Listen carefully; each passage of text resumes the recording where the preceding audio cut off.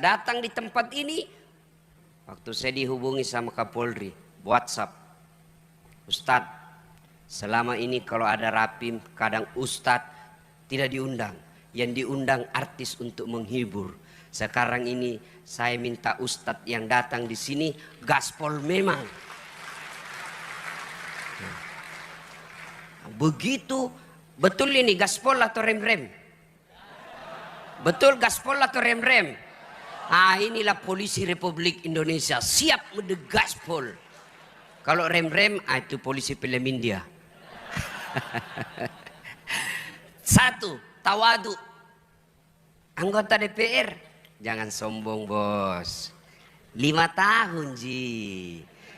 5 tahun saja bos. Kalau terpilih, alhamdulillah 2 periode. Kalau tidak terpilih, wabillahi taufiq wal hidayah. Jadi rakyat biasa lagi. Maka jangan sombong. Adakah ustadz yang sombong? Ada. Ini ustadz, ada juga yang sombong. Mana ustadz yang sombong? Yang tidak mau menerima perbedaan pendapat. Ada juga ini Pak di medsos berkeliaran. Ceramahnya hanya neraka aja diterima. Neraka. Kayak dia panitia hari kiamat. Ada juga yang begitu Pak. Bagaimana kita ini umat mau tenang? Di kantor dimarah-marahi sama komandan. Siap salah, siap salah. Ditembak, siap salah. Sampai di rumah dimaki-maki sama istri. Di warung kopi tagihan menumpuk. Masuk lagi di masjid, neraka aja dicerita terus. Gimana mau tenang? Bagaimana kita tidak cepat sakaratil maut? Ada juga ustadz begitu Pak, ya. Semuanya bid'ah, semuanya salah. Hanya dia yang mau masuk surga. Padahal surga ini luas. Kasih masuk semua. Kalau kau tidak mau kami di tengah, biarlah kami di emper-empernya saja. Jangan kau tuduh kita ini neraka-neraka aja ya. Ada juga ustadz yang begitu ya. Nah, yang kedua, tawadu. Yang kedua, qanaah. Apa itu qanaah? Merasa cukup dengan apa yang dimiliki. Ini tips sukses menjadi polisi kaya. Bapak-bapak polisi, ada bapak perlu nikmati, yaitu nikmat sosial. Yang selalu saya istilahkan nikmat baju coklat. Kira-kira polisi, Pak Kapolri, boleh enggak pakai songkok? Boleh Pak, malah dicintai rakyat Indonesia kalau selalu pakai songkok. Kira-kira Pak Kapolda, Pak Wakapolri, boleh enggak pakai gamis seperti ini? Boleh Pak. Boleh enggak pakai gamis? Boleh. Tapi boleh enggak Ustadz Dasat pakai bajunya Kapolri? Oh enggak boleh, ditangkap saya Pak. Polisi gadungan.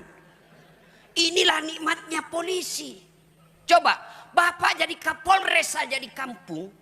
Demi Allah, rakyat itu senang foto-foto sama Bapak. Mereka ingin foto-foto sama Bapak. Tapi kok mereka tegang? Kok mereka tidak berani? Ada apa? Jarak inilah yang Bapak harus hilangkan supaya Bapak diterima di masyarakat. Bos, jadi polisi, apalagi kalau Bapak jadi penyidik, luar biasa Pak. Tidak ada yang berani berhadapan sama Bapak. Dipanggil jam 7, diperiksa jam 7 malam. Oh luar biasa Pak. Bapak penyidik meskipun tamatan SMA, berhadapan profesor, kencing-kencing itu profesor Pak. Maka jangan hina baju coklatmu dengan minta-minta uang di jalan.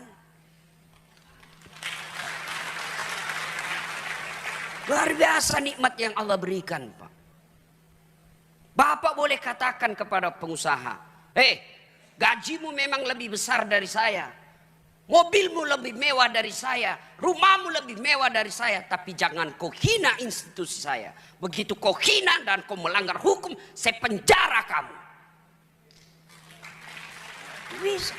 Itu hanya bisa dilakukan sama polisi. Kalau ustadz, saya penjara kau. Gila kau ustadz. Itulah nikmat. Nikmat sosial. Syukuri dengan cara apa? Merasa cukup. Banyak bukan jaminan kaya. Sedikit bukan jaminan kaya. Coba lihat Pak, orang yang korupsi 7 miliar, 10 miliar. Apa kurangnya itu 10 miliar? Saya setengah miliar saja tidak pernah saya lihat Pak. Orang korupsi 10 miliar, dia apa itu? Banyak betul. Apa dia miskin? Kaya kah dia? Tidak, dia tidak merasa cukup. Belajar kemarin Pak, pemain basket seluruh rakyat Indonesia mungkin yang pemain basket tahu ini. Kobe Bryant meninggalkan uang berapa?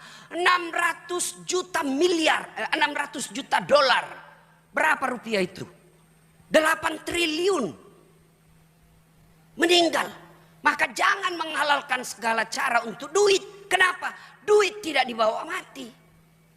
Tapi dia bilang istriku, betul Ustaz, duit tidak dibawa mati. Tapi kalau tidak ada duit rasanya mau mati. Saya bilang tidak tahu siapa lagi ditemani bergaul ini istri saya ini.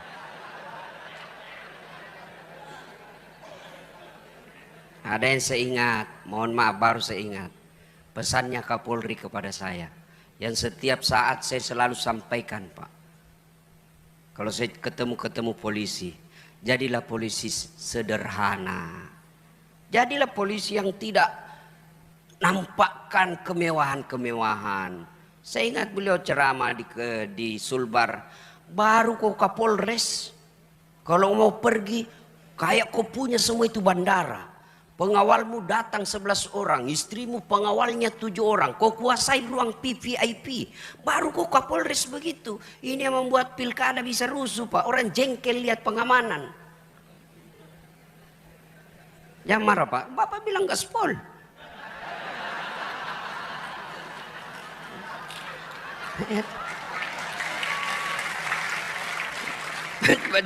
Jadi waktu Pak Jenderal bilang gaspol, memang kubalas suasana. Yang penting Bapak lindungi saya.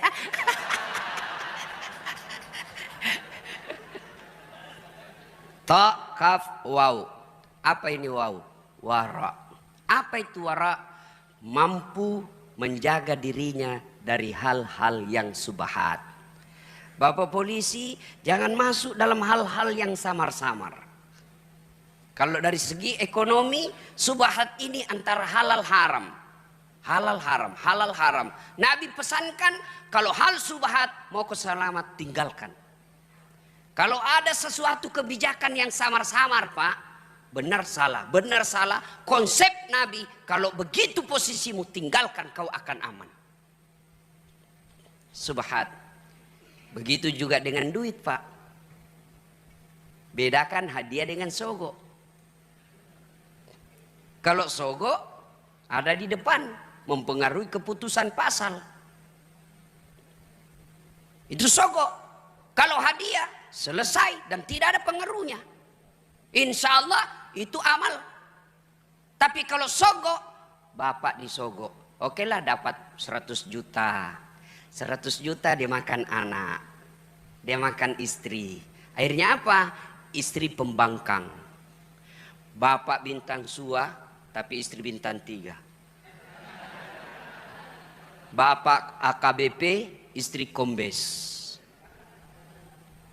Bapak baru 10 menit di kantor sudah menelpon istri. Di mana kau?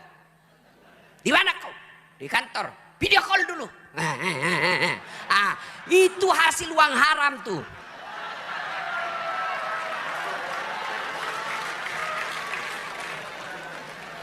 Kalau yang dimakan istri kita uang halal, tidak mungkin dia membangkang Pak.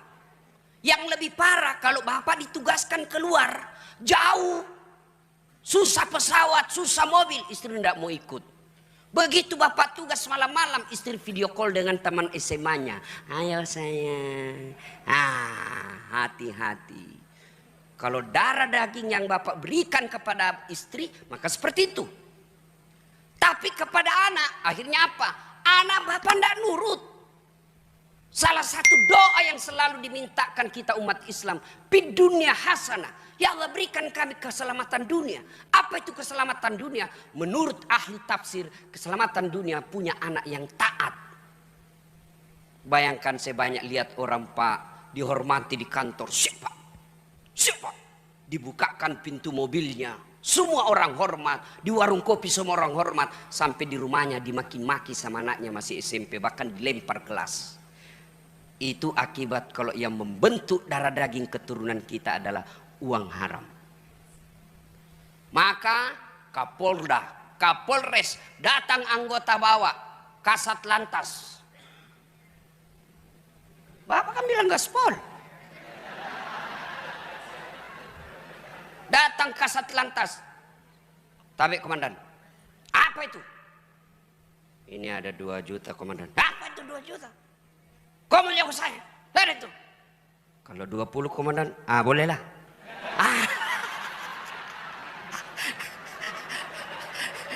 Jangan sampai Pak. Mohon maaf Pak, saya harus sampaikan ini Pak. Inilah hadiah saya buat polisi. Ya. Demi Allah Pak, demi Allah. Tidak ada orang bangkrut karena dia tolak sogok. Tidak ada orang bangkrut. Tapi Bapak akan dicatat menjadi polisi yang istimewa. Meskipun Bapak sudah dikubur, orang masih berkata, hebat itu bapaknya itu. Luar biasa.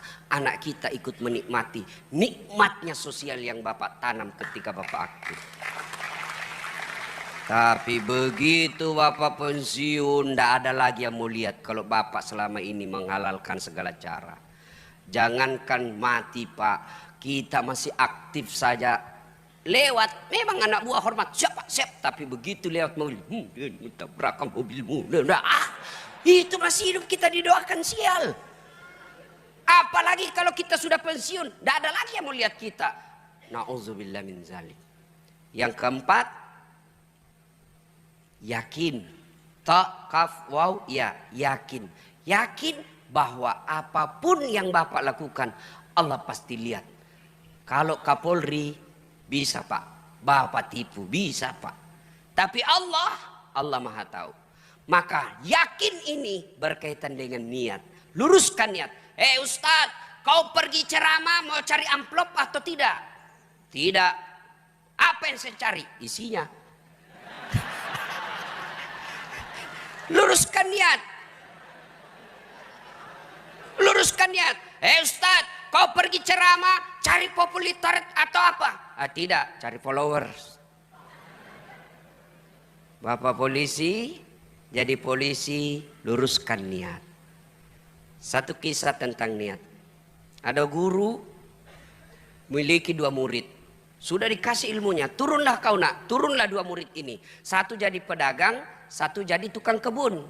Yang tukang kebun tanam ubi. Panen Pak, dia ingat gurunya. Dia bawa ubi ke gurunya. Assalamualaikum guru. Waalaikumsalam. Kau nak, bagaimana? Saya jadi petani guru. Ini ada ubi, alhamdulillah. Duduk kau.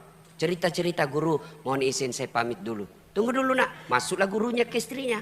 Bu, itu ada murid kita bawa ubi. Apa dikasih? Tidak ada Pak. Kau cari dulu, kasihan dia itu. Jalan kaki lagi. Tidak ada, kau cari dulu. Oh ada Pak, itu ada kambing kemarin dia bawa Kapolres. Sudahlah, kasih aja itu kambing. Saya kolesterol, tidak butuh kambing. Pulanglah dia bawa kambing. Pergi tadi bawa apa Pak? Ubi. Pulang bawa kambing. Di jalan ketemu teman yang sama-sama. Guru tadi ini pedagang. Dari mana kau teman? Saya dari rumahnya guru. Kok ada kambing? Itulah guru kita. Saya bawakan ubi, dikasih saya kambing. Oh, jalan kalkulatornya pedagang. Namanya pedagang mikirnya untung rugi. Ini aja kambing dia bawa, ubi dia bawa, dikasih kambing. Oh, dia ambil mobilnya. Dia isi sembako, minyak, beras, tepung. Oh, dia bawa. Assalamualaikum guru. Waalaikumsalam. Saya jadi pedagang guru. Ini ada sembako, saya bawa 1 mobil. Baik. Kau memang nak makan sisi Pak Nuna. Baik, kau bawa ibumu. Cerita-cerita. Guru saya mau pilih dulu. Tunggu dulu nak. Kau duduk di sini. Saya masuk ke ibumu. Begitu masuk, jalan otaknya ini. Pedagang, dapat sudah ini, dapat saya ini dapat. Bu, apa dikasih ini? Tidak ada Pak. Masa tidak ada? Tidak ada Pak. Kecuali itu ubi kemarin dia bawa temannya. Ya sudahlah, kasih aja itu ubi daripada dia pulang kosong. Tadi bawa sembako, pulang bawa ubinya lagi temannya. Begitu juga kita di kepolisian Pak. sama tupoksi kita, sama pangkat jabatan kita, sama gaji kita, sama tunjangan kita. Tapi demi Allah, ada yang di akhirat nanti dapat ubi, tapi mudah-mudahan lebih banyak yang dapat kambing. Dan itu luruskan niat. Bapak mengamankan pilkada bukan karena mengejar Kapolda dan Kapolres, tapi mengamankan pilkada supaya rakyat Indonesia aman beribadah. Saya bilang sama teman-teman mubalik, kita ini harus bersinergi sama polisi. Jangan kau musuhi polisi. Kalau kau musuhi polisi, tidak jalan dakwah, bos. Kita mau tablik akbar, tidak keluar izin. Masa saya mau ceramah tidak ada pendengarnya, Pak? Saudara-saudara sekalian berapi-api, tidak ada pendengarnya. Orang bilang lewat, sudah lama itu gila Pak Ustadz. Polisi juga jangan musuhi ulama. Kita doakan polisi kita. Dia tidak mau doakan terus. Lihat ketika di Taif, Nabi dilempari. Datang Jibril menawarkan bantuan. Ya Muhammad, sudah keterlaluan mereka ini Taif. Allah perintahkan saya angkat ini bukit, selemparkan mereka. Berdoa saja kau, saya hancurkan mereka. Kira-kira kalau saya diserang satu kampung, datang ke Polres, gimana Ustaz? Ratakan. Tapi apa begitu Nabi? Tidak. Nabi katakannya Jibril jangan. Kalau Allah ingin mendengar doaku, saya hanya ingin berdoa, ya Allah berikan hidayah kepada mereka. Kalau bukan mereka yang mendapat hidayah, anak atau cicitnya yang dapat hidayah. Alhamdulillah Taif sekarang Pak 100% penghuni dan pengikut Muhammad SAW. Dan di Taif, dari semua Timur Tengah, Saudi Arabia, Taif, Bapak kalau pergi ke Taif sama Bogor, berembun di pagi hari dan siang hari. Sejuk Pak. Itu karena doa. Maka kita ulama doakan semua polisi ini. Tidak ada yang mampu memberikan hidayah polisi. Bukan Kapolri, bukan Wakapolri, bukan Presiden. Tapi siapa yang beri hidayah polisi adalah Allah Subhanahu wa ta'ala, Tuhan. Maka kita ulama wajib doa.